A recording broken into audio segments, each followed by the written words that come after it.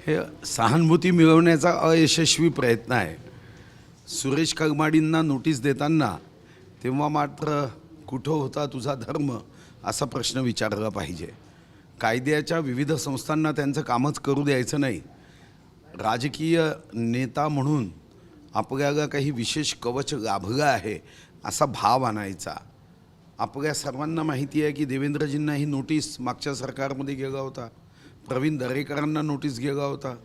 आपल्याला जाणीव आहे की नारायण राणे साहेबांना अटक करण्यासाठी पोलीस पाठवण्यात आले होते, तेव्हा मात्र ती लोकशाही होती।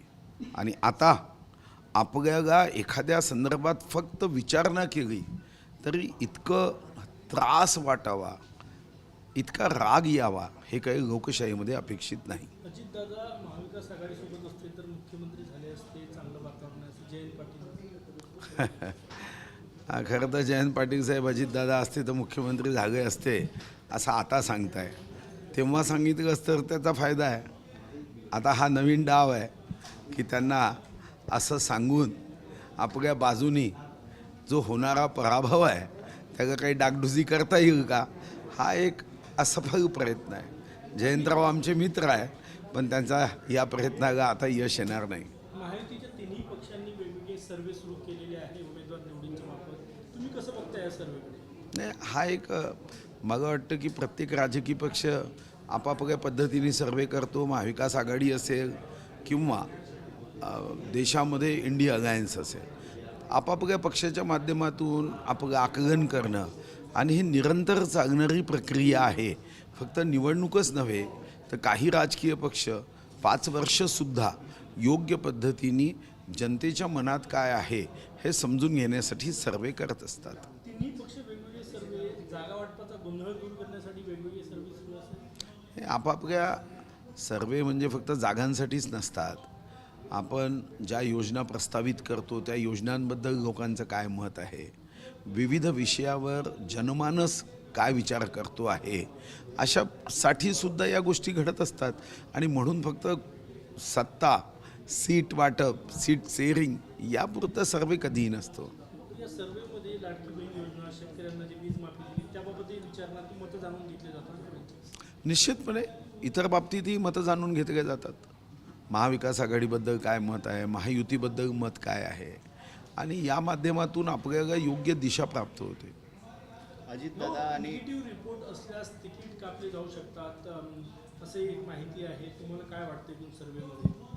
नाही, याच्यामध्ये काय सर्वेमध्ये निगेटिव्ह रिपोर्ट असेल, एखादा उमेदवार निवडून येत नसेल तर निश्चितपणे गंभीरपणे त्याचं आकलन केलं जातं। पण फक्त सर्वे रिपोर्ट हा कोणाची तिकीट कापण्याचा आधार होत नाही। सर्वे रिपोर्ट जनतेच्या मनात काही भाव जरी असेल तरीही तो अतिशय त्रोटक स्वरूपामध्ये असतो।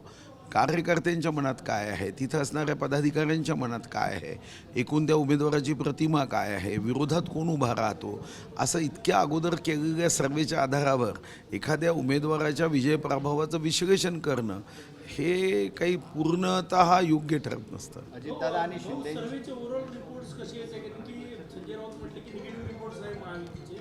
नाही, मला वाटतं की त्यांचा शब्द जो आहे तो सुटका महाविकास आघाडीचे निगेटिव्ह रिपोर्ट आहे असं म्हणण्याच्या ऐवजी ते महायुतीचे रिपोर्ट म्हणाले असतील, किंवा जे त्यांचा सर्वे करणारा महाविकास आघाडीचा त्याला भीती वाटली असेल की आपण यांना निगेटिव्ह सर्वे दिले तर पैसे देणार नाही, त्या भीतीपोटी खोटा सर्वे देण्याची शक्यता नाकारता येत नाही।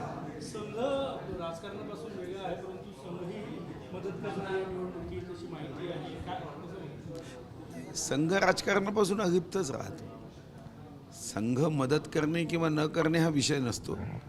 संघाची भूमिका राष्ट्रभक्तीने प्रेरित जो व्यक्ती काम करेल त्या व्यक्तीला अप्रत्यक्ष समर्थन देणं ही संघाची भूमिका आहे। संघ कधी मंचावर, स्टेजवर, मोर्चामध्ये संघ कधीही येत नाही। संघ ही देशभक्तीची भावना, त्याचं बीजारोपण करणारी संघटना आहे।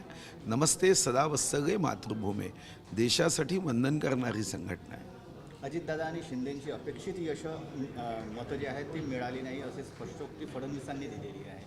नाही, मग याची माहिती नाही, आणि फडणवीस साहेब असं म्हणणार नाही हा माझा विश्वास आहे। कारण असं म्हणायचं असतं तर आमच्या कोर टीममध्ये अनेकदा हा विषय आला असता। दिवाळीनंतर विधानसभा लागणे काही शक्यता आहे ऑक्टोबरमध्ये नोव्हेंबरमध्ये निकाल असेल? नाही, मला व्यक्तिगत रीतीने वाटतं की ऑक्टोबरमध्येच निवडणूक होईल. पहिल्यांदा वाटायचं पुढे जाऊ शकते, पण मग 3 राज्याच्या 3 निवडणुका 3 महिन्यात येतील. कारण हरियाणाला 5 नोव्हेंबरपर्यंत हरियाणाचं सरकार स्थापन करायचं आहे, महाराष्ट्राचं 26 नोव्हेंबर आणि डिसेंबरमध्ये झारखंड. तर मग हरियाणा महाराष्ट्र हा एकत्र घेण्याची शक्यता आहे आणि ती असेल तर मग ती 25 ऑक्टोबरच्या अगोदर घ्यावी लागेल असं माझं मत आहे. मला माहिती नाही, शेवटी निवडणूक आयोगाचा तो अधिकार आहे, हा अधिकार नाही. पण सहज एक राजकीय कार्यकर्ता म्हणून जर विश्लेषण करायचं असेल तर ऑक्टोबरमध्ये निवडणुका येऊ शकतात असं माझं मत आहे. काल दिल्लीमध्ये संघाचे आणि भाजपचे ज्येष्ठ नेत्यांची बैठक झाली. त्यामध्ये भाजपचे राष्ट्रीय अध्यक्ष म्हणून महिला किंवा ओबीसी राहणार अशी चर्चा सुरू आहे. तुम्हाला काय वाटतं, महिला पहिल्यांदा किंवा ओबीसी भाजपच्या राष्ट्रीय अध्यक्षपदी? असं आहे, भारतीय जनता पार्टी जातीच्या आधारावर राजकारणच करत नाही. आणि मग तुमच्या भाषेत बघायचं तर देशाचा पंतप्रधानच ओबीसी आहे. त्यामुळे हा प्रश्न तुमच्या मनात आलेला उद्भवतच नाही. काँग्रेसचे नेते ब्राह्मण आहे, जे स्वतःला घोषित करतात मैं जनुआधारी ब्राह्मण हूँ और मैं दत्तात्रेय गोत्र का हूँ.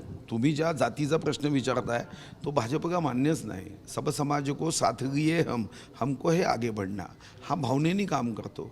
हां, राष्ट्रपती आपण आदिवासी आमची बहीण दीदी द्रौपदी मुर्मूला केला आहे. आपण सर्वांना स्थान देतो. या अगोदर APJ अब्दुल कलामांना राष्ट्रपती केलं. एक आमचे अल्पसंख्याक पण देशाचे गौरव होते, भारतरत्न होते. मग आपण रामनाथ कोविंदांना केलं, अनुसूचित जातीचे होते. आणि म्हणून भारतीय जनता पार्टी जातपात पाहून करत नाही, नैसर्गिकपणे सर्वांना सोबत घेऊन सब समाज को साथ लिए हमको आगे बढ़ना या भावनेनी काम करते. त्यामुळे असं काही ठरवून या जातीचा करा. नरेंद्र मोदीजी ओबीसी आहे म्हणून प्रधानमंत्री नाही झाले, तर कर्तृत्वशाली आहे म्हणून प्रधानमंत्री झाले. माहिती आहे की भाजप यावेळी कार्याध्यक्षपद निर्माण करणार आहे आणि ते कार्याध्यक्षपद बहुतेक देवेंद्र फडणवीस यांना दिलं. नाही, याची माहिती तुमच्याकडूनच मी ऐकतो आहे आणि ही माहिती तुम्हाला अमित भाईंनी दिली किंवा नड्डाजींनी दिली मला माहीत नाही. पण अशी माहिती थोडी थोडी आम्हालाही पोचवा, कारण आम्हाला पोचत नाही आजकाल. ती तुमच्या माध्यमातून पोचावी. धन्यवाद. रवी राणांनी वादग्रस्त वक्तव्य केलं, मला जर निवडून दिलं नाही तर ते 1500 रुपये. अहो, कशाचं वादग्रस्त हो? तुम्ही त्यांच्या चेहऱ्यावरचे भाव पहा, व गमतीचा भाव होता. आता एवढीही आपल्याला बुद्धी असू नये ह्याचं आश्चर्य नाही का? अहो, तुम्ही स्वतः, मी 3दा ते पाहिलं. अहो, ते गमतीचा भाग होता. एकदम सिरियसली घेऊन एकदम राजकारण काय सुरू आहे महाराष्ट्रात माहीत नाही, असं गमतीने अनेक लोक अनेक गोष्टी बोलतात. आता गमतीने म्हटल्याबरोबर तो तुमचा चेहऱ्यावरचा भाव पहा बरं त्यांच्या. ते गमतीने बोलत एवढं मनात एकदम काय काय लोक बघायला लागले. मग आता आश्चर्य वाटतं. आणि तुमच्यासाठी आज बातम्या नव्हत्या, त्यामुळे आमचा बिचारा रवी राणा फसला तुमच्या बातम्यांमध्ये. संजय राऊत म्हटले की नाना पटोले यांनी सांगावं काँग्रेसमध्ये मुख्यमंत्री पदाचा चेहरा कोण आहे, लोकप्रिय चेहरा हवा. मुख्यमंत्री पदासाठी महाविकास आघाडी दावे प्रतिदावे सुरू झाले. मग तुम्हाला काय त्याचं दुःख वाटतं का? ते दाखवत नाही तुम्ही TV चॅनलवर. दादा दाखवा ना ते. आम्हाला काय प्रश्न विचारता, तो त्यांचा अंतर्गत प्रश्न आहे. त्यांनी कोण मुख्यमंत्री. की तुमच्याकडे खूप चेहरे आहेत, त्यांच्यामध्ये वाद सुरू आहे असं त्यांनी स्वतः म्हटलं संजय राऊत यांनी. हो ना, म्हणूनच म्हणतो ना, जर असं होत असेल महाराष्ट्राच्या हितासाठी तर अशा गोष्टींचं स्वागत करा ना. त्यांना सावध का करता प्रतिक्रिया देऊन? आमच्या होऊ द्या ना, महाराष्ट्राचं हित आहे यामध्ये. काही गोष्टी निसर्गतः घडत असतील तर आयोगा चांगल्या म्हणजे नजरेने बघा, होऊ द्या त्यांच्यामध्ये, मस्त होऊ द्या. भाऊ, आज इन्व्हेस्टर समिट पार पडते. चंद्रपूरसाठी महत्त्वपूर्ण अशी समिट आहे. काय अपेक्षित आहे, काय? चंद्रपूर जिल्हा हा विकासाच्या मार्गाने वेगाने पुढे जात असताना नवीन चंद्रपूर ही एक कन्सेप्ट होती, ज्यामध्ये एक मोठं नवीन शहर तयार व्हावं. आणि सुदैवाने या विभागाचे प्रधान सचिव संजीव जयस्वालजी हे स्वतः जिल्हाधिकारी चंद्रपूरमध्ये राहिले. त्यांना चंद्रपूरची इत्थंभूत माहिती आहे, बारीक सारीक माहिती आहे. आणि म्हणून मी त्यांच्याशी चर्चा केली की नवीन चंद्रपूर हे आपण चांगलं विकसित केलं पाहिजे. त्यांनी ही तयारी दाखवली आणि आज इन्व्हेस्टर मीट आपण घेतो आहे. आणि जर हे केलं तर एक नवीन चंद्रपूर अतिशय विकसित, सोयीसुविधायुक्त. आत्ता मी केंद्र सरकारकडून 10,000 घरांच्या योजनेलाही मान्यता आणतो आहे. त्याच्यापैकी पहिल्यांदा 3,600 घरं हे गरिबांसाठी आपण तिथं बांधतो आहे. एक अत्याधुनिक स्टेडियम व्हावं याचा प्रयत्न आपण करतो आहे. पोलीस कार्यालय तिथं व्हावं. आणि सुदैवाने अतिशय फास्ट अधिकारी आहे आणि वेगाने काम करणारे अधिकारी आहे संजीव जयस्वाल, तर त्यांच्या नेतृत्वात हे निश्चितपणे काम होईल असं मला व्यक्तिगत प्रीतीने वाटतं.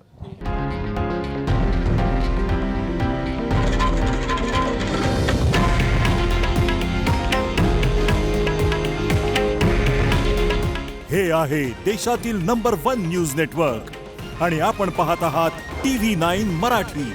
काळजी तुमची, हित महाराष्ट्राचं.